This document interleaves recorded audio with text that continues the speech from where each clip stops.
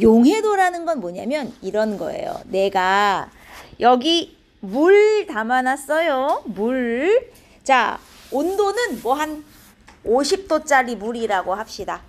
50도짜리 물 100g을 제가 준비했어요. 50도짜리 물 100g. 자, 지금부터 여기다가 제가 설탕 녹일 거예요. 설탕. 자, 설탕을 한 스푼 넣고 두 스푼 넣고 계속 녹였어. 한없이 녹아요? 한없이 녹아? 아니잖아, 그죠? 처음엔 잘 녹겠지만 계속 넣다 보면 더 이상 설탕이 안 녹는 순간이 와요, 그죠? 집어넣어도 더 안 녹고 바닥에 이렇게 그냥 쌓이는 순간이 오겠지. 왜 더 이상 안 녹는 거야? 쟤는 지금 무슨 상태에 이미 도달을 한 거? 아니, 불포화 과포화 둘 다 아니야. 우리 포화 상태에 도달을 한 거고, 여러분 조심하셔야 될 게 있어요. 이게 선생님 바닥에 더 이상 안 놓고 쌓였으면 과포화 아닌가요? 라고 얘기하는데, 여러분 과포화 용액은 만들기가 겁나게 어렵습니다. 여러분 일반적인 실험으로 과포화는 만들 수가 없고요.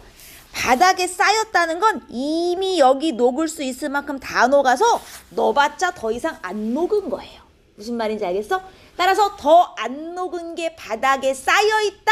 그럼 쟤는 녹을 수 있을 만큼 다 녹고 이제 넣어봤자 안 녹는 거구나. 무슨 상태라고 봐야 돼? 포화 상태로 봐야 돼요. 알겠죠? 여러분이 배우는 내용 중에 아마 과포화는 볼 일이 없을 겁니다. 거의 만들기가 힘든 용액이기 때문에 포화 아니면 우리는 불포화 두 개만 나올 거예요. 자, 그래서 바닥에 쌓였다? 아이고 더 이상 못 녹는구나. 왜? 이미 포화됐으니까 이렇게 보는 거야. 녹일 수 있을 만큼 다 녹였어. 그래서 더 이상 안 녹는 만큼 녹여놨더니 이제 예를 드는 거예요. 설탕이 40g 녹았더니 더 안 녹더라 라고 생각해 봅시다. 40g 녹았더니 다 안 녹더라. 자, 우리는 이때 50도씨의 물에서 설탕의 용해도는 얼마다? 설탕의 용해도는 40이야. 이렇게 얘기하는 거예요. 물 100g 준비해서 여기다가 최대한 녹여봤더니 몇 그램 녹았지? 이걸 용해도라고 합니다. 오케이? 물 얼마에다가? 100g에다가. 물은 항상 100g 기준으로 준비하시는 거예요. 알겠죠? 물 100g 준비해놓고 녹였을 때 최대로 몇 g이나 녹았나? 이걸 뭐라고 부른다고? 나 혼자 하는 거 아니죠? 용해도 물 100g 기준 최대로 녹을 수 있는 양이 얼마지? 이걸 용해도라 그러는 거예요. 자, 그러면 내가 이번엔 물을 50g만 준비했어요. 물을 50g만 준비했어요. 온도는 똑같이 50도로 할까요? 50도씨의 물 50g에 자, 뭔지 모르겠어. X라는 물질이 있어요. X라는 물질을 녹일 수 있을 만큼 다 녹였더니 15g 녹았다고 칩시다. 자, 이 X는 용해도가 얼마니? 그러면 뭐라고 대답하는 걸까? 15g. 아니죠. 용해도는 물을 항상 몇 그램 준비해야 되는 거다. 100g. 근데 나 지금 얼마밖에 준비 안 했어? 50밖에 준비 안 했죠? 50만큼 넣었더니 15g까지밖에 못 녹았잖아. 그럼 물이 100g 있었다면 얼마나 녹았겠어? 30. 그게 용해도인 거예요. 항상 물을 100g을 기준으로 잡고 100g에 최대 얼마나 녹을까? 이게 용해도예요. 물 100g 기준으로 계산하기로 약속했어요, 여러분. 자, 거기다가 이번에는 다시 설탕으로 돌아와 보자. 내가 50도씨의 물 100g에다가 녹였을 때는 40 녹았어. 용해도가 40이야. 아, 주의할 점. 50도씨 물에 설탕은 용해도가 40g이다 하면 맞게 틀리게 땡. 여러분 용해도에는 단위 붙이는 게 아니에요. 내가 만약에 물 100g에 설탕 몇 g이나 녹을 수 있니? 정확히 몇 g이냐고 물어봤으면 40g이지만 물 100g에 설탕의 용해도가 얼마니? 그럼 대답을 뭐라고 하는 거야? 그냥 40까지만 하는 거예요. 용해도에는 단위를 붙이지 않아요, 여러분. 무슨 말인지 알겠어요? 용해도에 단위 쓰면 틀려요. 물 100g의 설탕 용해도는 얼마? 40이다. 이렇게 얘기하는 겁니다. 여기까지 됐습니까? 근데 문제는 자 내가 똑같이 물 100g이에요. 이번엔 똑같이 100g이고 똑같이 설탕 녹일 건데 얘는 50도씨가 아니라 80도씨의 물이에요. 여러분 이걸 A라 하고 이걸 B라 합시다. B에 녹는 양도 40g일까요? B의 최대 녹는 양도 40g일까요? 아니요. 40보다 더 녹을까요? 덜 녹을까요? 더 녹겠죠. 상식적으로 따뜻해야 잘 녹는 거 아닙니까? 그죠? 따뜻할수록 많이 녹아요. 자, 이걸 이제 조금 유식한 말로 해봅시다. 온도가 높을수록 용해도가 어떻게 된다? 온도가 높을수록 용해도는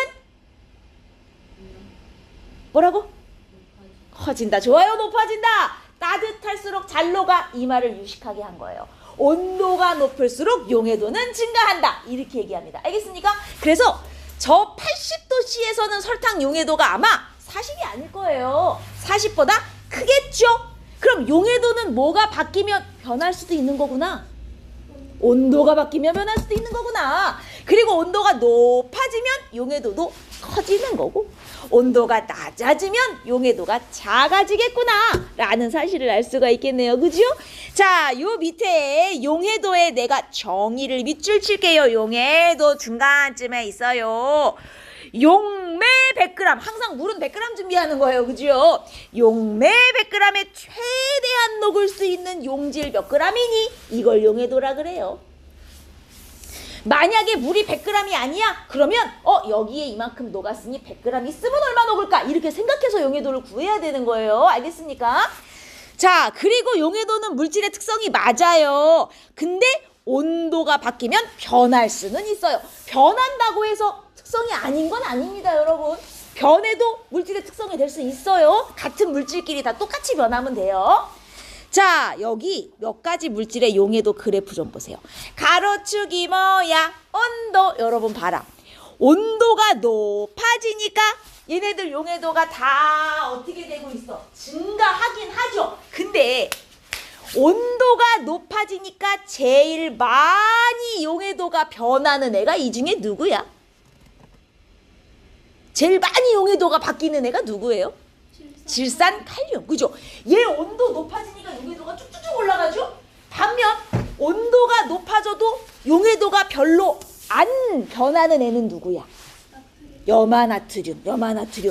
얘는 조금씩 올라가긴 하는데 큰 차이가 없습니다. 그죠? 그래서 질산칼륨 같은 애는 온도에 따른 용해도 차이가 크다. 이렇게 표현하는 거고 염화나트륨 같은 애는 온도에 따른 용해도 차이가 작다. 별로 차이가 안 나. 이렇게 표현하는 거야. 하지만 차이가 많이 나는 애들, 적게 나는 애들 보세요. 온도가 높아지니까 어쨌든 용해도가 다 증가를 하긴 하는군요. 조금씩이라도. 그치? 따뜻할수록 잘 녹는 거구나. 이렇게 생각하시면 돼요.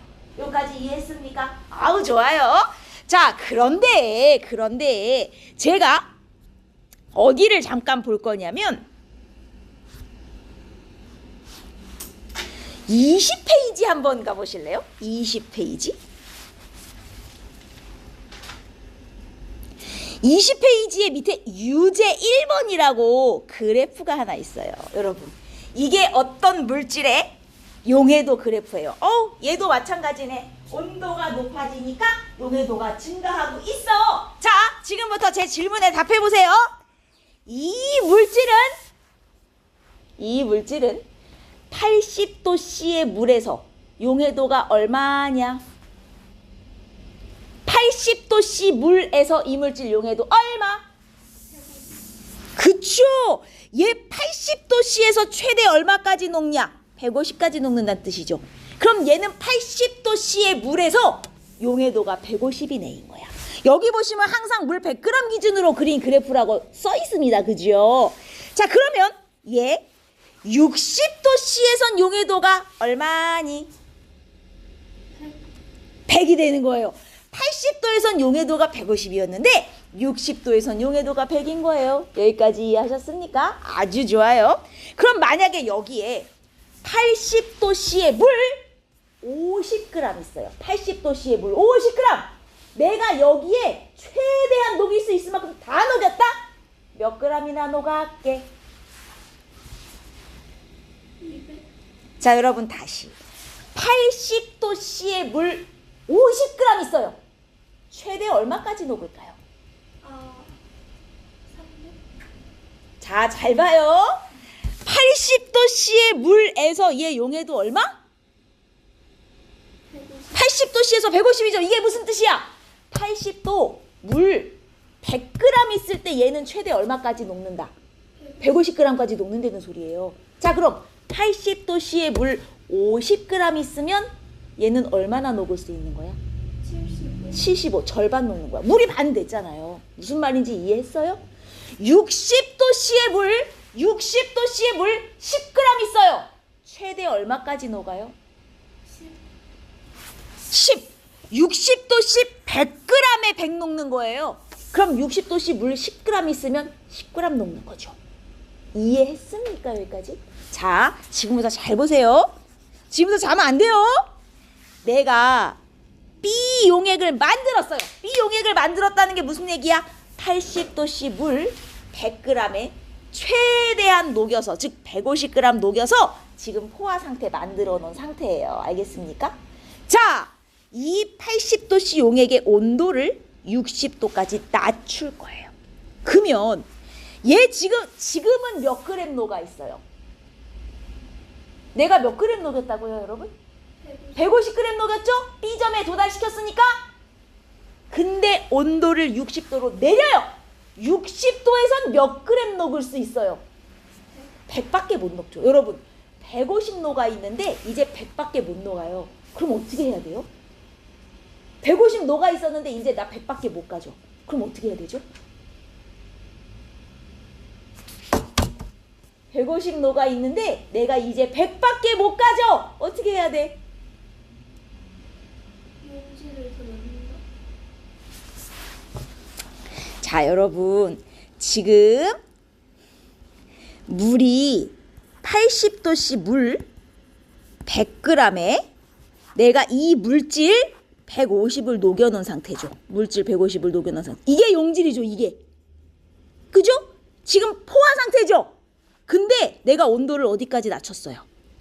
온도를 60까지 내렸어요. 그러면 이 안에 녹을 수 있는 양은 이제 얼마밖에 안 나와? 100g밖에 못 녹죠? 나 150 갖고 있었는데 이제 100밖에 못 가져요. 그럼 나머지 50을 어떻게 할 거예요? 150이 녹아 있었는데 이제 100밖에 못 녹아. 나머지 50은 못 가지고 있어. 어떻게 해야 돼? 버려야 돼요, 여러분. 어떻게 버리냐? 분명히 이때는 아무것도 없었는데 60도로 낮추면 갑자기 바닥에 고체가 막 쌓인다? 이게 뭐야? 녹아있던 게 밖으로 튀어나온 거야. 왜? 나는 원래 150을 갖고 있었거든? 근데 이제 가질 수 있는 양이 적어졌어. 최대 100밖에 못 가져. 그럼 50을 토해내야 될 거 아니야? 토해낸 거야. 녹아있다가 밖으로 토해서 나온 거야. 이해됩니까? 갑자기 없었던 고체가 바닥에 막 이렇게 쌓여있다니까? 자, 몇 그램 나왔겠어? 이 나온 거 몇 그램? 몇 그램 토해냈겠어? 50g 토해냈죠. 이해했어요? 이렇게 토해서 바닥에 쌓인 거, 우리는 이걸 뭐라고 하냐면 얘 50g이 석출되었다. 다시 얘 50g이 석출되었다. 이렇게 표현한단 말이에요. 내가 원래는 150을 가질 수 있었어. 그래서 150을 갖고 있었다? 이제 온도가 낮아져서 100g밖에 못 가져. 50 어떻게 버려야 돼? 어쩔 수 없어. 토해내야 돼. 이 토해내는 걸 석출시킨다고 합니다. 오케이? 이해했어요? 자, 그러면 지금부터 석출 계산을 저랑 한번 해볼 거예요. 9번 보실 거예요. 9번. 여러분 프린트 넘겨서 9번을 보세요. 넘겨서 9번. 9번에 용해도 곡선 하나 보입니까? 자, 이거 보고 지금부터 저랑 계산 들어갈 거예요. 1번. 40도씨의 물 100g에 최대로 녹을 수 있는 양은 얼마니? 자, 이 그래프 보고 대답해봐요. 40도씨 100g에 최대로 녹을 수 있는 양 얼마? 90. 그렇죠. 40도에서 최대로 녹을 수 있는 양 90이네요. 물질의 양은 얼마냐 그랬으니까 90g. 얘는 붙여도 돼요. 용해도가 얼마냐고 물어본 게 아니라 녹을 수 있는 양이 얼마냐고 물어봤으니까 얘는 단위를 붙여도 됩니다. 자, 2번 보세요. 40도씨의 물 100g에다가 얘를 녹여서 포화로 만들고 싶어. 몇 그램 녹여야 포화되는 거야? 70. 그죠? 지금 이 안에 90g을 녹여야 포화가 되는 겁니다. 맞습니까? 그래서 90을 녹여서 포화시킨 후 그 다음 어떻게 했대요? 30으로 온도를 내려버렸어요. 지금 90만큼 녹여놓고 30으로 온도를 낮추면 이제 얼마밖에 못 녹아요? 30도에서는 45g. 자, 90g 갖고 있었는데 이제 45밖에 못 가죠. 얼마 토해요? 나머지 45로 토해내야 되는 거야. 그게 석출이에요. 석출되는 결정은 45g이 되는 겁니다. 어떤 식인지 알겠어요? 가지고 있는 양에서 가질 수 있는 양을 빼고 토해내는 양을 구하는 거예요. 그게 석출이에요. 오케이? 자, 그러면 이번엔 얘 해보자. 물 100g. 여러분, 여기서부터가 여러분이 엄청 헷갈리는데 아까 2번에서는 내가 40도씨의 물 100g에 얘를 직접 녹여서 포화 상태를 만들었다 그랬으니까 아하, 포화를 만들려면 90g 녹였겠구만 이렇게 해놓고 석출량을 구했잖아요. 그죠? 맞습니까? 정신 차려요. 자, 근데 이 문제는 3번 보세요. 40도씨의 물 100g에 물질 몇 그램 녹였대요? 75g 녹였대죠. 그럼 내가 75g 녹였으니 굳이 90을 찾을 필요 있어 없어? 내가 이미 녹인 게 75g이라고 콕 집어 알려줬잖아요. 그죠? 이미 75g 녹였는데 왜 자꾸 포화에 90을 찾는지 모르겠어요. 이미 75g 녹였다는 거 확정! 그리고 나서 얼마로 냉각? 10도로 냉각. 여러분, 그럼 얼마 토해내야 돼요? 10도에서는 얼마 녹을 수 있어요? 10도에서는 20 녹을 수 있죠. 지금 얼마 녹아 있어요? 75 녹아 있는데 이제 20밖에 못 녹죠. 얼마 토해야 돼요? 55g 냉각. 뭔 말인지 알겠어? 이해했어요? 이해했어요? 내가 이미 얼마 녹였다라고 알려줬으면 그냥 이만큼 녹였으니까 75g 갖고 있구나 라고 보고 몇 도로 냉각시켰는지만 확인을 다시 하시면 돼요. 그 다음 자, 여기서부터 잘 봐요. 어머, 물이 50g이야 이제. 물 50g에 물질을 얼마 녹여놨어? 20 녹여놨어. 여러분 20 녹였으면 문제에서 녹였다고 했으니까 20 갖고 있구나 이걸로 끝이에요. 그 다음 뭐 확인하세요? 10도로 낮췄대요. 자, 그래프에서 10도의 용해도 확인. 원래 10도에서는 얼마까지 녹을 수 있어요? 20g까지 녹을 수 있어요. 문제는 이 그래프는 다 물 몇 그램 기준으로 그린 거야. 물 100 기준으로 그린 거예요. 그래서 100g에 20 녹는다는 얘기예요. 근데 지금 물이 얼마밖에 없어요? 50밖에 없어요. 그럼 물 100g일 때 20 녹을 수 있으면 물 50g일 땐 얼마 녹을 수 있는 거예요? 자, 물이 100g 있을 때 최대 20을 녹일 수 있어요. 그럼 물이 50g 있으면 최대 10밖에 못 녹는 거죠. 즉 여기는 이제 녹을 수 있는 양이 10인 거예요. 근데 지금 몇 그램 녹아 있는 상태였어요, 원래? 문제 읽어봐. 몇 그램 녹여놨다고 써줬어? 20 녹여놓고선 10도로 냉각했더니 이제 10g밖에 못 가지는 거잖아요. 그럼 얼마 토해야 돼요? 10g을 토해야죠. 20 갖고 있었는데 이제 10밖에 못 가죠. 토하는 게 10이 되는 거라고. 이해했어요? 물 50g일 때는요, 이 용해도를 읽으신 후 반 잘라서 쓰셔야 된다고요. 왜? 그래프는 다 물 100g 기준으로 그려놓은 거니까. 오케이? 그 다음 아이쿠 이번에는 물이 200이에요. 자, 여러분 내가 200에 150만큼 녹여놨어요. 이미 녹인 게 150이라고 알려줬어요. 그래놓고 얼마로 냉각? 여러분 30도에서 용해도 얼마? 그래프 읽어야죠. 30도에서 용해도 얼마?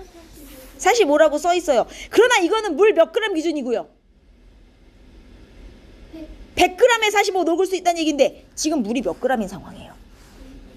그럼 100에 45 녹을 수 있으면 200엔 얼마 녹을 수 있는 거예요? 22.5. 자, 물 100g에 최대 45가 녹을 수 있어요. 그럼 물이 200g이면 최대 얼마나 녹는 거예요? 90이 녹을 수 있는 거죠. 지금 여기는 최대 이만큼까지 녹을 수 있는 거예요. 지금 얼마 녹아 있어요, 현재? 문제. 지금 현재 이만큼 녹아 있는 상태인데 이제 이만큼밖에 못 녹아요. 얼마 토해야 돼요? 60을 토해야 돼요. 뭔 말인지 알겠습니까? 이게 석출이에요. 녹아 있는 양에서 녹을 수 있는 양을 빼는 겁니다. 오케이. 자, 요까지 이해하셨으면 다시 제가 교재로 가서 21페이지로 가보도록 할게요. 21페이지. 21페이지 유제가 3개 있어요. 유제 1번 한번 볼래요? 여러분, 70도씨 물 100g에 물질 A를 녹여 포화 용액을 만들었대요. 일단 여기까지. 70도씨 물 100g에 물질 A를 녹여 포화 용액을 만들었대요. 그러면 대체 얼마가 들어갔겠어요? 그래프 보셔야죠. 대체 얼마가 들어갔겠어요? 이 그래프 보시는 거예요, 위에. 70도씨 물 100g에 녹여서 포화를 만들었다. 그럼 몇 그램 들어간 거예요? 60g 들어간 거죠. 아, 이 안에 60 녹였구나. 그 다음 몇 도로 냉각? 50도. 그럼 이제 얼마 녹을 수 있는 거예요? 35밖에 못 녹아요. 60 녹여놨는데 이제 35밖에 못 녹아. 얼마 토해? 25g 토해. 이게 석출량이에요. 알겠습니까? 지금 녹아있는 양 찾는 게 1번. 녹을 수 있는 양 찾는 게 2번. 녹아있는 양에서 녹을 수 있는 양을 빼는 게 3번. 알겠어요? 이 순서 잊지 마세요. 1! 뭐부터 찾으시라고요? 네. 지금 자, 찾는 순서 적어 드릴게요. 1. 지금 녹아 있는 양 찾기. 현재 녹아 있는 양. 2번 냉각시켰을 때 녹을 수 있는 양 찾기.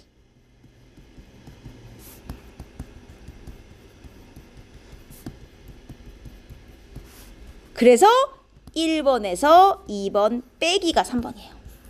마이너스 2하기. 이렇게 이 순서로 가는 겁니다. 1. 지금 녹아 있는 양 찾아요. 2. 냉각시켰을 때 녹을 수 있는 양 찾아요. 3. 1에서 2를 빼요. 그러면 석출량이 나와요. 알겠습니까?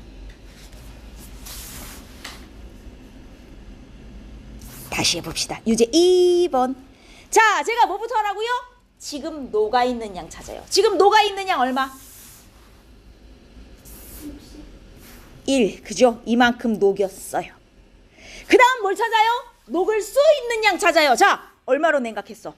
20도로 냉각했을 때 녹을 수 있는 양 찾아요. 20도에서 얼마 녹을 수 있어요? 20g. 근데 중요한 건 항상 이걸 확인해야 돼. 아이고, 물이 100이 아니야. 물 100g에 20g 녹는 거고요. 지금 물이 200이니까 녹을 수 있는 양이 얼마가 돼요? 그렇죠. 지금 40 녹을 수 있는 거. 이게 2번이에요. 그 다음 뭐예요? 1 빼기 2예요. 그럼 속출량 얼마예요? 20g이에요. 항상 물이 100g인지 아닌지 조심해서 확인하셔야 돼요. 여기까지 이해했습니까? 오케이. 하나 더 해봅시다. 이제 3번. 자, 이게 되게 어려워요. 이놈의 포화용액. 제가 이거 3번 설명만 해드릴게요. 포화용액이면 이미 녹을 수 있을 만큼 다 녹인 거죠, 여러분. 용액이기 때문에 얘는요, 물하고 안에 용질을 합쳐서 67.5g인 거예요. 그럼 물 몇 g이고 용질 몇 g인지를 지금 모르고 더했더니 67.5g인 상황인 거예요. 여기까지 이해했습니까?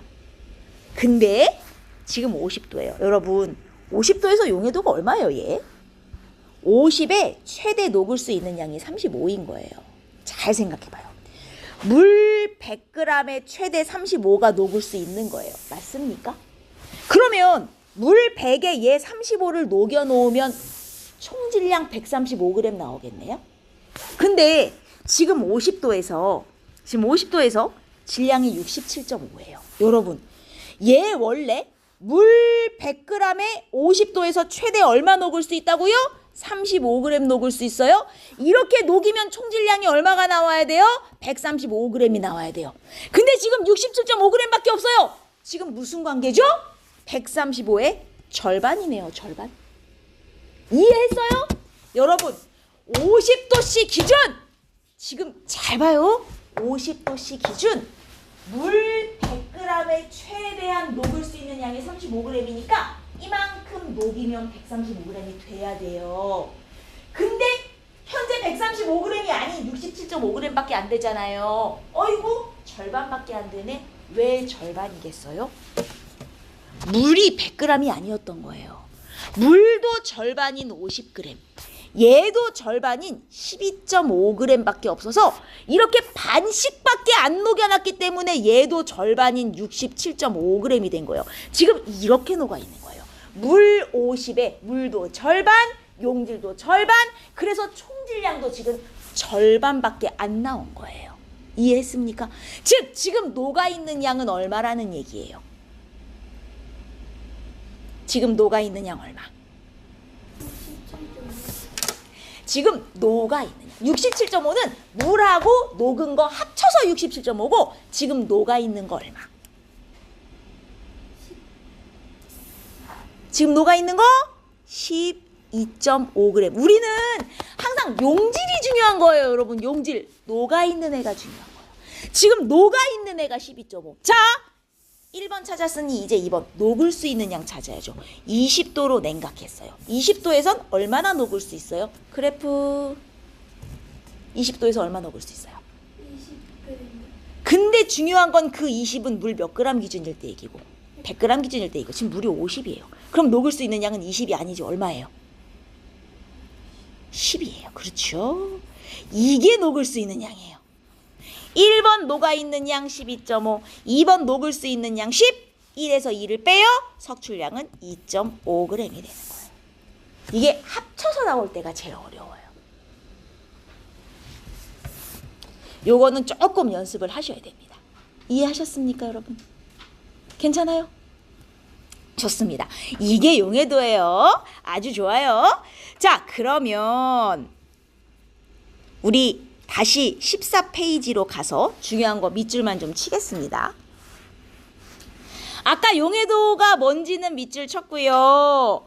고체는 용해도가 온도가 높을수록 증가. 따뜻할수록 잘 녹아요. 따뜻할수록 잘 녹아요. 이렇게 얘기했어요. 그래서 그래프들이 뭐 이렇게 온도가 변하면 많이 변하는 애도 있고 조금 변하는 애도 있지만 다 따뜻할수록 올라가는구나 라고 생각을 하시면 되고, 그럼 여러분 이 중에 내가 질문을 하나 하죠. 내가 얘네들 포화를 싹 시킨 다음에 온도를 뿌앙 낮춰서 석출시킬 거예요. 자, 이 중에 제일 석출 잘 되는 애는 누구게요? 누가 제일 석출이 잘 될까요? 13. 그지요? 온도가 낮아졌더니 용해도가 빡 줄어드는 애일수록 석출이 잘 되는 애. 제일 안 되는 애는 누구예요? 염화나트륨. 차이가 거의 안 나죠? 얘 온도 높을 때나 낮을 때나 비슷하잖아요. 이름은 석출이 잘 안 돼요. 자, 좋습니다. 그래서 석출량 계산하는 공식이 여기 있고 지금 했으니까 여러분 이거는 좀 정신 차리고 보셔야 돼요. 우리 지금까지 배운 용해도는 다 누구의 용해도? 고체 거예요. 고체 거. 지금까지 배운 이렇게 올라가는 그래프는 다 고체였고요. 여러분 기체도 물에 녹는 거 알아요? 기체도 용해도가 있어요. 근데 여러분 기체의 용해도는 되게 조심을 하셔야 되는 게, 자, 고체는 따뜻할수록 잘 녹았어요. 그래서 온도가 높아질수록 용해도가 커졌습니다. 기체는요? 기체도 따뜻해야 잘 녹을까요? 여러분 콜라를 마시면 탄산이 톡톡톡 쏘죠? 그 탄산의 정체가 뭐게요? 어떤 기체? 무슨 기체가 콜라 안에 녹아있는 거예요? 그 탄산 기체라는 건 없어요. 물에 녹았을 때 탄산이라고 부르는 거고 녹기 전에는 무슨 기체? 탄소와 산소로 이루어진 기체가 이름이 뭐죠? 우리 앞에 분자에서 배웠는데 탄소는 기체가 아니고요. 기체인데 탄소와 산소로 이루어진 기체. 그러니까 그게 물에 녹으면 이름이 탄산이고요. 물에 녹기 전에는 이름이 달라요. 탄산 기체라는 건 없어요. 왜냐면 물에 녹아야 탄산이라고 부르는 거고 얘가 물에 녹기 전에는 이산화탄소 기체라고 부릅니다. 여러분 이산화탄소 기체. 이산화탄소 어디서 나오는 거예요? 여러분 숨 쉴 때 나오는 거잖아요. 그 이산화탄소가 물에 녹으면 이름이 탄산으로 바뀌는 거예요. 뭔 말인지 알겠어? 그 이산화탄소 기체를 음료수 속에 억지로 녹여놓은 게 콜라예요. 지금 자는 거 아니죠? 오늘 여러분들 지금까지 배운 내용 중에 내 농담이 아니라 용해도가 제일 까다롭거든요. 오늘 진짜 자면 큰일 나요. 자, 다시. 기체일 땐 이산화탄소. 이걸 녹이면 뭐라고 부른다? 탄산이라고 부르는데, 자, 그럼 시원한 콜라, 내가 냉장고에 보관해서 시원한 콜라, 그 다음 방구석에 하루 동안 불려놔서 따뜻한 콜라, 여러분 두 개를 따서 마신다고 생각해 봅시다. 시원한 콜라랑 따뜻한 콜라랑 누가 더 탄산이 세요? 시원한 게 세죠. 이게 무슨 말인 것 같아요? 여러분 시원한 콜라와 따뜻한 콜라 중 어디에 이산화탄소가 더 많이 녹아있다? 시원한 거예요. 고체는 따뜻해야 잘 녹았는데 기체는 시원할수록 잘 녹는구나. 반대예요. 고체는 따뜻한 물에 잘 녹지만 기체는 찬물일수록 잘 녹아요. 이거 진짜 조심해야 돼요. 기체는 차가워야 잘 녹아. 그래서 따뜻한 콜라보다 시원한 콜라가 더 탄산이 센 거예요. 그리고 또 하나, 고체는 따뜻할수록 잘 녹고 그 다음 어디 갔어? 압력은 사실 거의 상관이 없어요. 고체는 압력이 세나 약하나 녹는 양이 비슷해요. 온도하고만 용해도가 상관이 있고 압력하고는 상관이 없거든. 고체는. 근데 기체는 압력하고도 또 상관이 있다. 자, 뚜껑을 닫아서 보관한 콜라, 뚜껑을 따서 보관한 콜라, 누가 탄산이 더 세요? 닫으네. 그럼 뚜껑이 닫혀 있다는 건 압력이 높은 거야, 낮은 거야? 높은 거. 압력이 높을수록 잘 녹는다는 얘기예요. 자, 이제 합쳐보면 기체는, 지금 기체 얘기하고 있어요. 기체는 온도가 높을수록, 아이씨 젠장, 온도가 낮을수록 압력이 높을수록 기체의 용해도는 커져요.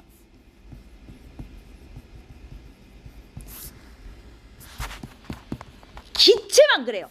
기체만 온도가 낮을수록 압력이 높을수록 잘 녹는다라는 얘기입니다. 어떤 콜라가 더 시원한지를 생각해 보시면 돼요. 시원하고, 어떤 콜라가 더 탄산이 센지, 시원하고 뚜껑 닫아놓은 애가 탄산이 세잖아요. 온도는 낮을수록 압력은 높을수록 잘 녹아. 누가? 기체가. 고체는 안 그래. 고체는 따뜻해야 잘 녹거든요. 근데 기체는 온도가 낮아야 되고 압력이 높아야 잘 녹아요. 이해했습니까? 자, 그래서 이게 실험이 있어요, 여러분. 이 실험이 있네요. 요 23페이지의 9번 문제를 보시면 이게 지금 사이다를 여기다 넣은 거예요. 우리 A하고 B만 비교해 볼까요? 다른 거 다 빼고 A, B만 비교해 봅시다. A는 뚜껑이 열려 있고요. B는 뚜껑이 닫혀 있어요. 자, 둘 중에 누가 더 탄산이 많이 녹아 있을까요? 그쵸? 왜 B가 더 많이 녹아 있어? 이유는? 뚜껑이 닫혀있어요. 자, 이제 그걸 유식한 말로 바꿔봅시다. 뚜껑이 닫혀 있다? 압력이 높아서 탄산이 더 많이 녹아 있는 거예요. 그럼 여러분, A는 녹아있던 탄산도 쫓겨나요. 탄산이 많이 못 녹아있거든요. 녹아있던 것도 쫓겨나요. A는 어떻게 될 것 같냐? 안에서 기포가 부글부글. 둘 중에 누가 기포가 많이 나온다? A가 기포가 많이 나온다. 여러분, 이거 조심해야 되는 게 기포가 많이 나온다는 건 잘 녹는다, 못 녹는다? 못 녹는다예요. 기포가 나왔다는 건 잘 못 녹았다는 얘기예요. 안 녹으면 기포가 안 나와요, 여러분. 콜라 뚜껑 딱 따는 순간 기포 칙 올라오는 거 알죠? 뚜껑 따는 순간 압력이 낮아져갖고 녹아있던 탄산이 밖으로 나오는 거예요. 못 녹아서. 이해했습니까? 자, 이번에는 여기서 뚜껑 닫힌 A하고 D만 비교해 볼게요. A, D 두 개만 비교해 보자. 자, A하고 D 중에 누가 기포 많이 나오게요? A, D만 비교해. 누가 기포 많이 나오게요? D가 많이 나와요. 왜? 차갑지 않았어. 온도가 높아서 용해도가 낮으니까 기포가 나오는 거야. 좋아요. 즉 기포가 나온다는 건 용해도가 높단 소리야, 낮단 소리야? 낮다. 잘 안 녹았다는 거야. 아, 그럼 이제 너무 잘한다. 그럼 이제 6개 다 해보자. 자, 이 6개 중에 기포가 제일 많이 나올 것으로 예상되는 시험관은 누구? 그렇지. 잘했어. A. 아니. E. 왜 제가 기포가 많이 나오냐고 물어보면 뭐라고 대답해야 돼? 온도가 일단 압력부터 얘기해도 돼요. 압력이 낮고 온도가 높아서 용해도가 크다 작다? 작아서 못 녹은 거예요. 제일 많이 나와요, 기포가. 너무 잘했어. 이 기체의 용해도가 엄청 많이 헷갈려요. 알겠습니까? 기포가 나왔어? 안 녹았어? 라는 의미가 되겠습니다. 너무 좋아요. 자, 그러면 이제 다 마스터했어요. 이제 끝났어요. 우리 14페이지에 다시 기체의 용해도로 가셔서 온도가 높을수록 기체의 용해도가 감소하기 때문에 나타나는 현상에 의해 여름철에 연못의 물고기들이 수면 위로 올라서 입을 뻐끔뻐끔해요. 왜 얘네들 밖에서 숨 쉬는 거예요, 여름에? 그죠? 여름에 더워. 그럼 물속의 산소가 잘 녹아, 안 녹아? 안 녹아, 더우니까. 물속의 산소가 모자라, 밖에 나오는 거예요. 온도가 높아서 용해도가 작은 거지. 그러면 압력이 높아서 용해도가 작아지는 거는, 압력이 낮아서 용해도가 작아지는 거는 아까 콜라 뚜껑 따면 기포 나오는 거, 이거 뚜껑을 땄더니 압력이 낮아져서 기체가 나오는 거, 이런 것도 있고. 여러분 잠수병이라고 들어봤어요? 잠수병? 잠수부들이 걸리는 병인데, 잠수부가 저 물속 깊은 곳까지 잠수를 해서 들어갔어요, 지금 이 사람이. 자, 물속 깊은 곳은 압력이 높아요, 낮아요? 높아요. 여기는 수압이 겁나 높아가지고 압력이 높아. 그럼 이 사람의 지금 기체 용해도도 되게 높아진 상태다. 이게 무슨 뜻인지 알아요? 우리 피도 기체를 녹일 수 있어요. 이 사람이 압력이 높아서 지금 이 사람 피 속에 기체가 겁나 많이 녹아 들어간 상태예요. 피가 기체가 많이 녹아 있어. 근데 이 사람이 자 이제 올라가야지. 갑자기 빵 수면으로 올라오면 어떻게 되냐? 압력이 한 방에 팍 낮아지면서 기체의 용해도가 낮아져. 그러면 콜라 뚜껑 땄을 때 기포 나오듯이 우리 피 안에서 기포가 빵 나오면서 피 속에 공기방울이 막 생긴다요? 근데 우리 피 속에 공기방울 생기면 안 되는 거 알아요? 그래서 주사 맞을 때도 피 속에 공기방울 들어가지 말라고 처음에 꼭지 눌러가지고 주사에 한번 찍 버리고 쓰는 거 알죠? 공기 들어가면 안 되거든. 피 속에 공기가 있으면 어떻게 되냐면 핏줄에 공기방울이 핏줄을 막아버려가지고 여러 가지 막 발작을 일으키거나 죽을 수도 있어, 심하면. 그래서 이 사람 갑자기 빡 올라오면 압력이 낮아져서 콜라 뚜껑 한 방에 딴 것처럼 몸속에 기포가 빡 나오면서 이게 막혀요, 핏줄이. 그럼 어떻게 해야 돼? 쬐끔씩 압력에 적응하면서 천천히 올라와야 되는 거야. 이거는 기체의 용해도와 압력 사이의 관계 때문에 나타나는 현상이야. 이해했어요? 오케이. 요런 것들을 기억하시면 돼요. 아, 어려운 거 다 끝나서 잘했다. 자, 우리 다시 프린트로 한번 가봅시다. 여기 9번에 5번까지는 했으니까 이제 10번으로 갈게요. 기체의 용해도는 온도는 어떨수록 압력이 어떨수록 커진다 그랬어요. 온도는 낮을수록 차가워야 잘 녹아. 압력은 높을수록 따뜻해야 잘 녹아. 이렇게 되는 거고. 자, 11번 얘네들 좀 보자. 누가 제일 기포 많이 나오니? C. 그렇죠. 그럼 왜냐고 물어보면 온도는 제일 높고 뚜껑 열려 있어가지고 압력은 낮아서 기체의 용해도가 낮은 상태라서 기포가 막 나오는 거예요. 기포가 나왔다? 용해도가 낮구나. 온도는 높고 압력은 낮아서 용해도가 낮으니까 기포가 많이 나왔어 가 되는 거예요. 됐나요? 이해됐죠? 오, 아우, 좋아요. 자, 그 다음. 위 그림에서 내가 BC만 비교하겠대요. BC. BC를 비교했을 때, 둘이 기포가 C가 많이 나오지. 왜? 온도가 높아서죠. 뚜껑은 둘 다 열려 있어서 비교가 안 되고, 온도는 비교가 돼요. 온도가 C가 높으니까 기포가 많이 나왔구나. 즉, 온도와 용해도 사이에 무슨 관계가 있구나를 비교할 수 있는 것이고, 이번에는 CD를 비교해. CD. 여기는 C가 기포 많이 나오는 이유가 뭐 때문이에요?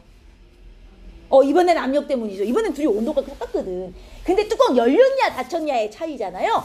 얘네들을 비교하면 압력과 용해도 사이에 무슨 관계가 있는지를 비교할 수 있더라라는 얘기입니다. 여기까지 됐습니까? 괜찮죠? 어려운 용해도 다 끝났어. 너무 잘했어요. 자, 앞장으로 가서 우리 7, 8번만 채우고 쉬는 시간을 가집시다. 용해도는 항상 물 몇 그램 기준으로? 100g 기준. 그래서 물이라는 표현을 안 쓰고 우리 녹이는 물질 기억나죠? 용매 100g 기준이다. 이렇게 표현합니다. 용매 100g에 최대로 얼마나 녹을 수 있냐. 이게 용해도다. 용매 100g에 최대한 녹을 수 있는 용질의 양을 의미하고요. 고체의 용해도는 온도가 높을수록 증가 감소. 그죠? 고체는 따뜻해야 잘 녹아요. 고체는 온도가 높을수록 증가하고, 고체는 압력하고는 큰 상관이 없습니다. 기체는 압력하고 상관이 있는데 고체는 뚜껑 열리든 닫히든 큰 관계가 없어요. 온도에 의해서만 많이 영향을 받아요. 자, 밑에 그래프. 온도에 따른 용해도 변화가 가장 큰 애, 제일 많이 용해도 변하는 애 누구? 질산칼륨. 그럼 온도에 따른 용해도 변화가 제일 작은 애, 잘 안 변하는 애, 염화나트륨. 좋아요. 자, 그러면 얘네들 다 똑같이 포화 만들어서 빡 냉각시켰을 때 제일 석출 잘 되는 애 누구니? 지금 이 소리죠? 질산칼륨. 여기까지. 우리 10분만 쉬고 앞부분 나갈게요. 이제 어려운 건 다 끝났어요. 26쪽으로 가시면 순물질과 혼합물을 구분할 수 있는데 이게 너무 쉬운 거야. 이름에 순물질 봐라. 순물질. 몇 가지 물질이란 소리야? 한 가지. 순수하다는 얘기야. 순수하다. 응? 순물질 한 가지 물질만 있어. 물이면 물, 철이면 철, 산소면 산소, 한 종류씩만 들어있는 걸 순물질이라고 하고, 순수하게 한 종류씩만 있으니까 물질의 고유한 성질을 나타낸다가 무슨 말인지 알아요? 물질의 특성이 나온다. 한 종류만 있으니까 끓는 점 정확하게, 예를 들어 물이면 100도, 어느 점 0도. 이게 명확한 거야. 한 종류만 있으니까. 그래서 물질의 특성이 일정하게 딱 나옵니다. 여기다 한 종류씩만 있는 거죠. 구리만 모여 있는 거. 다이아몬드만 있는 거. 응? 산소, 질소, 산소 따로, 질소 따로. 한 종류만 있는 거예요. 자, 그런데 혼합물은 섞인 거야. 소금물, 물하고 소금을 섞은 거. 두 종류가 이미 섞여 있죠. 이러면 혼합물인 거예요. 그래서 섞여 있으면 혼합물인데 이것도 다시 두 종류로 나뉜다. 자, 균일 혼합물과 불균일 혼합물이 있대잖아요. 여러분, 또 콜라 얘기를 해보자고. 내가 콜라를 사 먹었는데 윗부분은 좀 덜 달고 아랫부분은 더 달고 이래요? 위아래가 맛이 다른가? 안 그러지, 그지? 그게 왜 그래? 콜라 같은 애는요, 처음부터 끝까지 균일하게 설탕이 녹아 있는 거야. 그러니까 어디나 맛이 똑같죠. 근데 내가 물에다가 흙을 넣어서 흙탕물을 만들었어. 자, 가만히 냅두면 밑에 흙이 가라앉아. 아랫부분하고 윗부분하고 지금 같아, 이게? 섞여 있는 양이? 안 똑같죠. 밑에는 많이 가라앉아 있고 위에는 물이 많이 떠 있잖아, 그죠? 이렇게 위아래가 다르게 녹아 있다? 그럼 불균일이에요. 어디나 똑같이 녹아 있어? 균일 혼합물. 여기랑 녹아 있는 양이 달라? 이러면 불균일 혼합물이라 그래요. 이해했습니까? 자, 그래서 균일 혼합물은 고르게 섞여 있는 거. 공기. 이거 아나? 공기 중에 제일 많은 기체 뭐게? 질소. 질소. 그다음 두 번째 많은 거. 산소. 산소. 세 번째 많은 것도 알아요? 모르죠. 세 번째 많은 거 이제 아르곤이라고 아직 들어본 적 없나? 우리 원소 배울 때 했나? 했죠. 여튼 이제 그런 기체들인데, 자, 이 동네 기체는 산소가 더 많고 저 동네 기체는 질소가 더 많고 그래요? 그런 거 없어, 그죠? 전 세계 어디 공기나 다 똑같은 비율로 섞여 있는 거잖아. 이런 게 균일혼합물. 그리고 기체도 혼합물이에요, 그죠? 그래서 공기 대표적인 균일혼합물, 설탕물, 탄산음료 어딜 먹어도 맛이 똑같아. 식초 마찬가지입니다. 물에다가 아세트산이라는 걸 섞은 게 식초인데 어디나 똑같이 섞여 있어서 어딜 먹어도 똑같이 쉬어요, 그죠? 이런 것들이 다 균일혼합물. 여기 그림을 보면 두 종류의 물질이 섞여 있는데 골고루 섞여 있구나. 근데 불균일혼합물 봐봐. 흙탕물, 과일 주스는 왜 불균일이야? 자, 여기서 말하는 과일 주스는 그 마트에 가면 과일 주스 샀어. 바닥에 색깔이 진한 거 알아? 1.5리터 사면 위에 뭐라고 써 있어? 흔들어 드세요. 흔들어야 이게 섞여요. 과일 가루가 바닥에 가라앉아 있는 거죠? 이런 게 불균일이야. 위하고 아래하고 농도가 달라. 그다음 우유. 이게 선생님 우유가 왜 불균이래요? 어디나 맛이 똑같은데요? 이렇게 생각할 수 있는데 우유를 현미경으로 들여다보면 여기저기 단백질 덩어리, 지방 덩어리가 막 뭉쳐서 돌아다니는 걸 볼 수가 있어요. 눈으로는 이게 안 보여, 우유 같은 경우는. 그래서 제 현미경으로 보면 불균일이에요, 사실은. 그리고 암석, 돌멩이 봐라. 돌멩이가 여기는 무슨 뭐 많고 여기는 이게 뭉쳐지면서 그냥 지 멋대로 뭉쳐져 갖고 단단하게 굳은 게 돌멩이기 때문에 똑같이 어디나 고르게 물질이 섞여 있지 않아요. 그래서 이런 것들을 불균일혼합물이라고. 요 그림 봐라, 불균일혼합물. 이렇게 두 종류의 물질이 섞여 있긴 한데 위에는 파란 놈이 많고 밑에는 네모가 많고 둘이 고르게 섞여 있진 않네. 이런 게 불균일이에요. 이해하셨습니까? 좋습니다. 자, 그러면 이렇게 한 종류만 있는 애. 자, 물 따로, 소금 따로, 이렇게 따로따로 한 종류씩만 있을 때랑 섞어서 소금물 이렇게 혼합물이 됐을 때랑 뭐가 다르냐? 여러분, 물은 끓는 점이 100도예요. 내가 물에다 소금을 타서 소금물 만들어도 100도에서 끓을까요? 소금을 100도에서 끓어요? 안 끓어요. 소금물은요, 끓는 점이 바뀌어버려요. 왜? 순물질이 아니야. 뭐가 섞였어. 이러면 끓는 점도 바뀌고 녹는 점도 바뀌고 물질의 특성이 변해버려요. 자, 그래서 혼합물은 얼마나 섞여 있냐에 따라 물질의 특성이 변하게 됩니다. 순수하게 혼자 있을 때나 밀도 용해도 끓는 점이 일정한 거고 뭘 섞어 놓으면 이게 바뀌어버려요. 그래서 혼합물은 이게 일정하지 않고, 그 다음 요 위에 성분 물질의 성질을 그대로 가진다가 무슨 말이에요? 내가 물하고 소금을 섞어서 소금을 만들었어. 그러면 얘는 이제 물의 성질도 없어지고 소금의 성질도 없어지고 소금물이라는 완전 새로운 물질로 변한 거예요? 그런 거 아니에요. 얘 그냥 물하고 소금물이 섞인 거기 때문에 물의 성질, 소금의 성질 그대로 갖고 있어요. 단지 끓는 점이나 이런 게 좀 달라지는 것일 뿐 성질이 없어지는 건 아니란 말이에요. 알겠습니까? 성분 물질의 성질을 그대로 갖고 있다는 건 섞는다고 성질이 사라지는 건 아니다 라는 뜻입니다. 이해했어요? 오케이. 좋아요. 자, 그래서 내가 그러면 여기 물하고 소금물 끓여본 거예요. 물은 알죠? 100도에서 끓고 끓는 동안 온도 일정하게 유지되는 거, 이거는 우리 앞에서 했으니까. 근데 소금물 좀 보세요. 일단 소금물은 끓는 온도가 물보다 높아요, 낮아요? 끓는 온도가 물보다 높네요. 소금물은 물보다 높은 온도에서 끓어요. 그리고요, 소금물도요, 내가 소금 한 숟가락 넣냐, 두 숟가락 넣냐, 세 숟가락 넣냐에 따라 또 달라져요. 자, 소금 많이 넣을수록 끓는 온도는 더 높아져요. 진하게 탈수록 더 높은 온도에서 끓어요.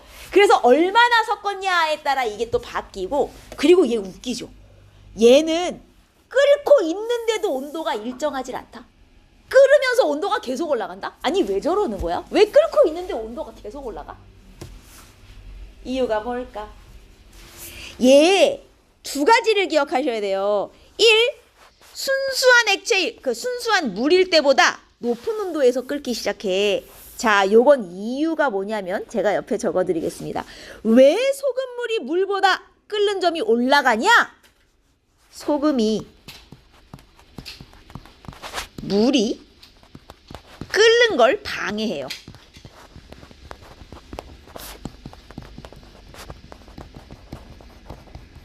소금이 물 끓는 걸 방해하니까 끓기 어려워서 끓는 점이 올라가는 거야. Yes? 끓는 점이 높아지는 이유는 소금이 물 끓는 걸 방해해서 그렇고요. 그 다음 끓는 동안에도 온도가 계속 높아지는 이유. 이건 또 왜 그래? 왜 끓으면서도 온도가 올라가? 자, 여러분, 내가 소금물을 끓이면 소금하고 물이 같이 기체가 되어서 날아가는 겁니까? 물은 원래 끓이면 기체가 돼서 날아가잖아요. 그럼 소금물 끓이면 소금하고 물이 같이 날아가는 거예요? No! 누구만 날아가는 거야? 물만 날아가는 거예요. 그러면 소금은 안에 그대로 있고 물만 수증기가 돼서 날아간다? 끓일수록 소금물의 농도는 어떻게 되는 거야? 물은 날아가고 소금은 그대로 있어. 농도가 점점 진해져요. 그러니까 온도가 계속 올라가요. 자, 그래서 끓는 동안에도 온도가 높아지는 이유는 끓으면서 농도가 높아지기 때문이에요. 왜? 물만 날아가거든. 소금은 안 날아가거든. 그러니까 점점 진한 소금물이 되니까 온도가 계속 올라가는 거죠. 됐나요? 그러면 소금물은 물보다 높은 온도에서 끓어요. 이거를 실생활에 이용할 수 있을까요? 자, 라면 끓일 때 면부터 넣어요? 소금부터 넣어요? 아니, 스프부터 넣어요? 스프부터 넣는 거란 얘기예요. 왜요? 스프를 넣으면 스프 때문에 물의 끓는 점이 100도보다 높아져요. 그래서 얘가 100도보다 높은 온도에서 끓어요. 그럼 면이 빨리 익어요. 물론 사실 그렇게 큰 차이는 아니에요. 0. 몇 도 정도 차이인데. 그 다음 계란 삶을 때도 아니면 국수 같은 거 삶을 때도 소금 살짝 넣고 삶는 거 알아요? 그거 왜 넣는 거야? 맛있으라고? 물의 끓는 점 100도보다 올라가라고. 그래서 좀 더 온도 높아져갖고 더 빨리 익으라고 넣는 거예요. 요럴 때 쓰는 겁니다. 알겠습니까? 자, 그 다음 이번에는 얼릴 거예요. 물은 0도에서 얼어요. 그리고 어는 중에도 당연히 온도가 일정한데 소금물 좀 보세요. 어머, 어는 온도가 0도보다 낮아졌네요. 끓는 점은 높아지고요.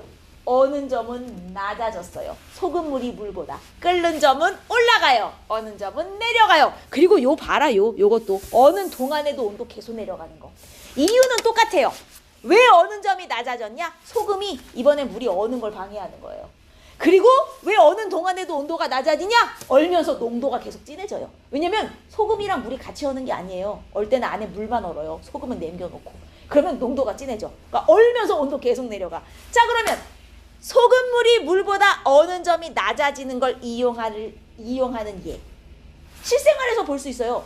겨울에 강물은 얼어도 바닷물 어는 거 봤어요?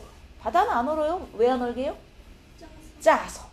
어는 점이 0도보다 훨씬 낮은 거예요. 그러니까 잘 안 얼어요. 그 다음 오늘도 눈 왔잖아요. 눈 오면 바닥에 뭐 뿌려요? 염화칼슘. 그거 왜 뿌리는 것 같아요? 그 왜 넣는 거냐? 염화칼슘 뿌리면 어는 점이 소금이랑 똑같은 역할을 해요. 어는 점이 낮아져요.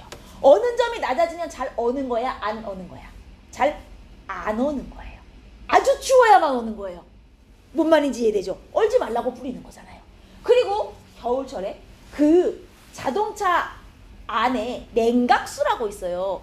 자동차가 엔진이 겁나 뜨겁거든. 이 냉각수가 없으면 엔진 때문에 얘가 엔진이 녹아버릴 수가 있어요. 너무 뜨거워서. 그래서 거기 엔진을 식혀주는 냉각수라는 물이 있는데 겨울이 되면 추워지잖아. 그럼 이 물이 얼 수가 있어. 냉각수가 얼면 자동차가 어떻게 달리냐. 그래서 겨울에 이거 얼지 말라고 거기다 뭐 넣어요? 부동액이라고 들어봤어요? 부동액? 부동액이 뭐야? 안일부. 얼난 얘기예요. 얼지 않게 넣어주는 약이야, 쉽게 말하면. 그래서 겨울에도 물이 얼지 않게 부동액이라는 걸 그 냉각수에 같이 넣어줘요. 그럼 어는 점이 낮아져갖고 얼지 않는 거야. 이런 게 다 어는 점을 낮추는 걸 이용하는 거예요.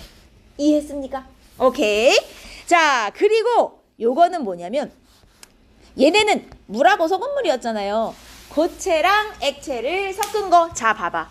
고체 액체를 섞었더니 끓는 점은 올라갔고 어느 점은 내려갔어요. 끓는 점은 올라갔고 어느 점은 내려갔어요. 근데 이번에는 고체고체를 섞을 거예요. 고체에 또 고체를 섞은 거예요. 이름이 좀 어렵지만 여러분, 나프탈렌과 파라다이클로로벤젠이라는 둘 다 고체거든요. 여러분, 나프탈렌 녹는 점 좀 보세요. 몇 도 정도에서 녹았냐면 여기 보니까 한 80 몇 도쯤 되는 것 같아요. 그죠? 이 나프탈렌이라는 물질은 녹이면 한 80 몇 도 정도에서 녹는 애야. 그리고 이 파라다이클로로벤젠이라는 애는 녹으면 딱 보니까 한 50도 좀 넘는 것 같죠? 녹는 점이. 그죠? 요 정도 가면 녹는 물질이에요. 근데 내가 이 나프탈렌과 파라다이클로로벤젠 섞어요. 섞어가지고 한 방에 같이 녹여요. 그랬더니 얘네 녹는 점 좀 보세요. 한 40도 정도에서 둘이 같이 녹아버렸어요. 어머! 섞어서 녹였더니 녹는 점이 떨어졌네? 뭔 얘기인지 알겠습니까? 아까 소금물은 액체에 고체 섞은 거였잖아요.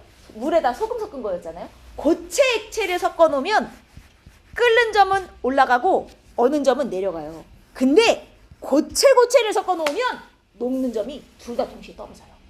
이해됩니까? 고체는 섞으면 녹는 점이 낮아져. 그러면 녹는 점이 낮아진다는 것은 쉽게 녹는다, 안 녹는다? 녹는다. 고체는 따로 녹이는 것보다 섞어서 녹이는 게 쉽다는 소리예요. 섞어 녹여야 잘 녹아요. 그럼 이게 어디에다 쓸 수 있냐? 여러분, 땜납 알아요? 땜납? 납땜이 뭐 하는 건지 알지? 이게 전기 같은 거 끊어지면 납을 녹여가지고 똑 떨어뜨려서 끊어진 걸 연결하는 기술이에요. 그거를 납땜이라고 하는데, 그 납땜할 때 쓰는 도구가 땜납이에요. 납을, 원래 고체거든, 납이 금속이니까 인두 같은 걸로 막 지져. 그러면 이 땜납이 녹아가지고 똑 떨어지면서 이렇게 끊어진 부분을 연결해 주는 거거든.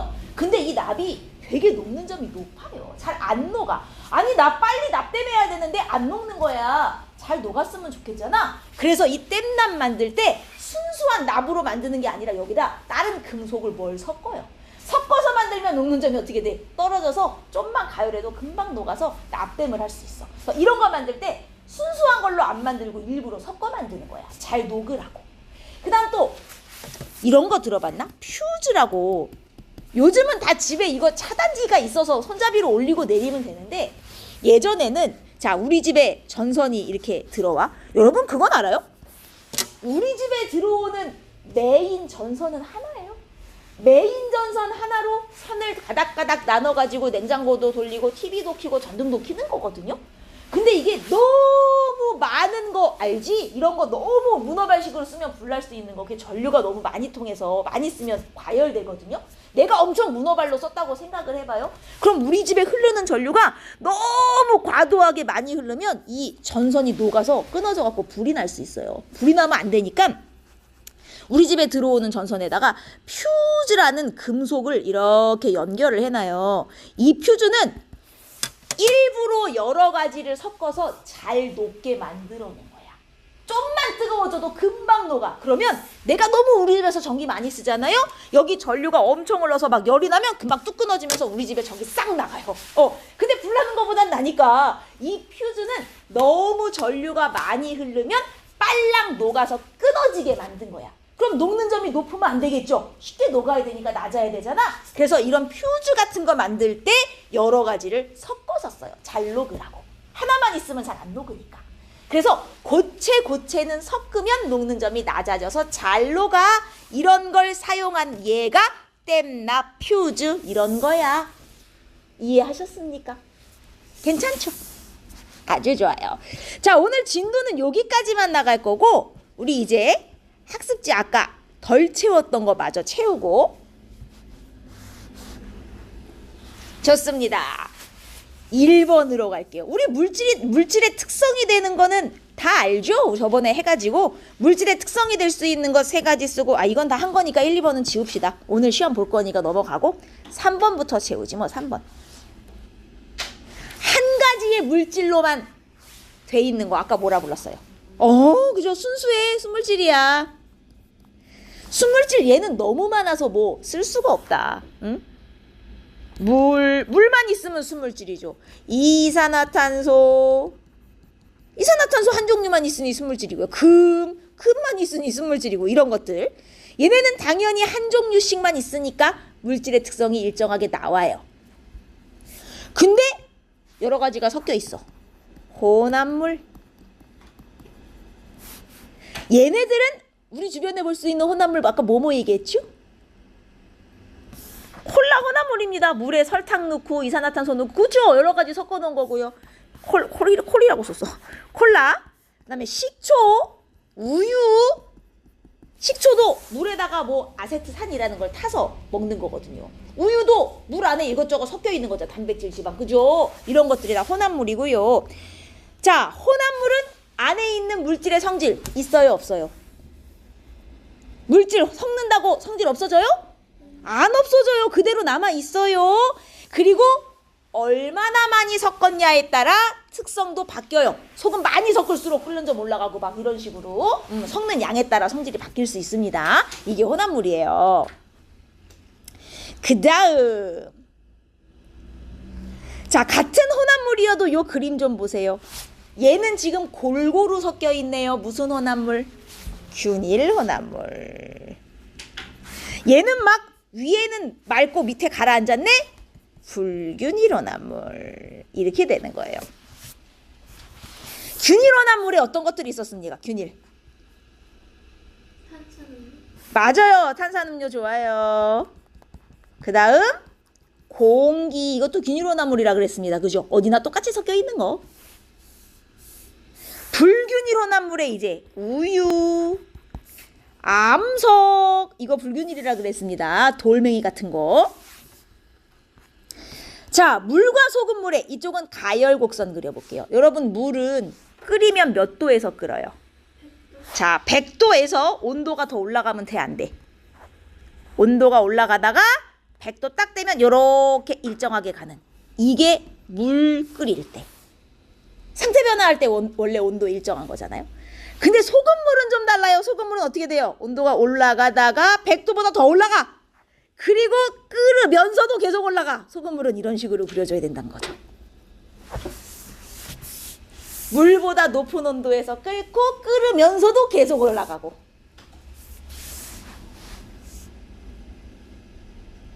됐나요? 이번에는 어는 거 그려봅시다. 냉각. 자, 온도가 낮아지다가 물은 몇 도에서 일정하게 어냐면 0도까지 가요. 0도에서 일정하게 된다. 물은 이렇게 얼어요.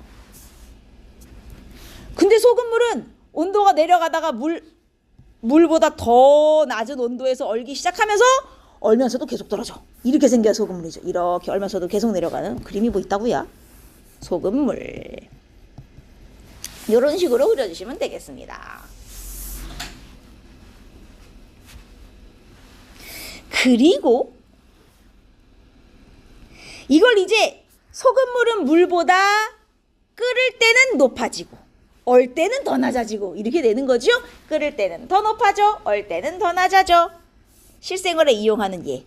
끓는 점 높아지는 거 아까 어디에 써요? 아까 뭐라 그랬어요? 계란 삶을 때. 뭐 넣어라? 소금 넣기. 그럼 물에 끓는 점이 올라가서 또 빨리 익는다. 또 라면 끓일 때 뭐 해라? 스프부터.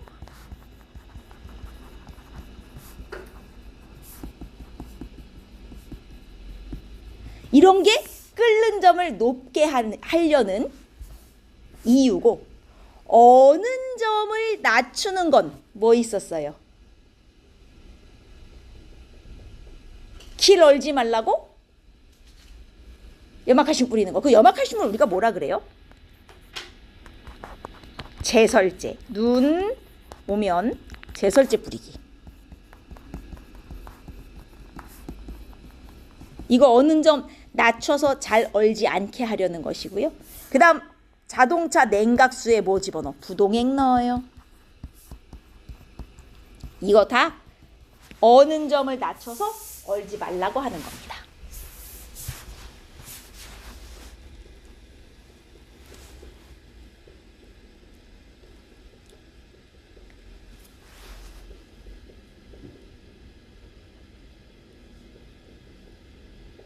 됐습니까? 자, 그 다음에 6번으로 가지요. 고체 혼합물 녹는 점 특징 봐요. 얘하고 따로따로 녹일 땐 이만큼 온도를 높였어야 됐는데 섞어서 같이 녹이니 요만큼에서도 녹는구나. 즉 고체와 고체는 섞으면 녹는 점이 따로따로 녹일 때보다 낮아진다는 거예요. 잘 녹는다는 거지. 쉽게 말하면 섞으면 잘 녹아.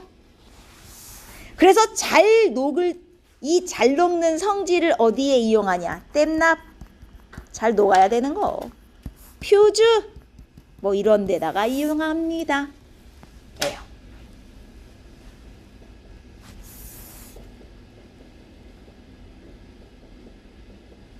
됐습니까? 여기까지.